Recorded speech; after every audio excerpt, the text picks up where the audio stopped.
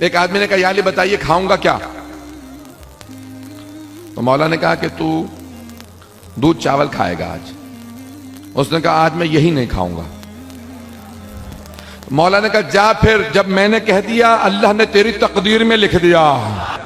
तो मौला ने कहा कि जा, जब मैंने कह दिया ना खुदा ने तेरी तकदीर में लिख दिया तू आज दूध चावल ही खाएगा। उसने कहा फिर मुझे भी जिद है, मैं दूध चावल ही नहीं खाऊंगा। घर पहुंचा, जाके बीवी से पूछा क्या पक्का? कहा दूध चावल। कहा दूध चावल नहीं खाऊंगा, मोहल्ले से जा किसी और के यहां से कुछ खाना मांग के ले आ, बहुत भूखा हूं।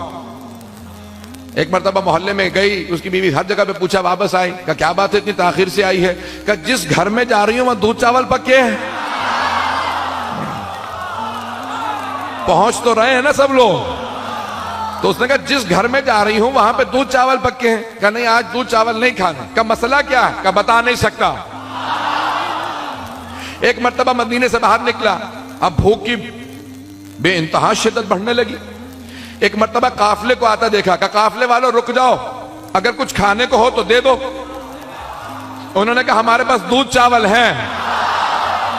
कहा दूध चावल नहीं खाऊंगा, किसी और से पूछो, कुछ और हो, रोटी का टुकड़ा ही हो, खजूर हो, कुछ दे दो।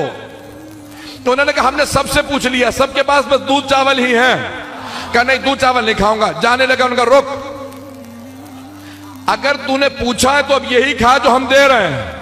ये हमारी तौहीन है कि मांगी और ना खाए। नहीं नहीं नहीं, जब बात मुकम्मल हो मुझे पूरे मजमे की तवज्जो चाहिए। उसने कहा नहीं नहीं खाऊंगा। उन्होंने मार मार के उसे दूध चावल खिलाए। जब मार खा के मदीने पहुंचा तो सामने से मौला कायनात आ रहे थे। क्या बता क्या खा के आया है? तो उसने पलट के कहा मैंने दूध चावल नहीं खाए। मौला ने कहा झूठे, दूध चावल भी खाए और मार भी खाई है। तवज्जो है जाने क्या? जब उसने कहा ना कि मैं दूध चावल नहीं खा के आया, मौला ने कहा दूध चावल भी खाए हैं, मार भी खाई है। कहा सुन, अगर तूने मेरी बात मान ली होती तो सिर्फ दूध चावल खाता। ये मेरी बात ना मानने का नतीजा कि मार भी खा के आया है। पहुंच तो रहे ना कि कौन था? मैंने इशारा भी कर दिया। अब जाने गिरामी जनाब अमीर अलैहिस्सलाम जिसको जवाब देते थे वो अगर समझ जाता, मुतअद्दिद मकामात पे मौला ने कहा जो पूछना पूछ लो। एक मर्तबा मौला ने मस्जिद कूफा में कहा जो पूछना है पूछ लो। फिर सवालात वही होने लगे, क्या खाऊंगा, क्या पहनूंगा। मौला ने कहा ये सवालात मत करो, अपने इल्म में इजाफे के लिए सवाल पूछो, मेरे इल्म का इम्तिहान लेने के लिए सवाल मत पूछो। तो उसमें से दो अफराद आए, एक मरतबा आके बढ़े। उनमें से एक ने कहा कि आज मैं ऐसा सवाल करूंगा कि अली जवाब नहीं दे पाएंगे। दूसरे ने कहा तू हमेशा ऐसा ही कहता है।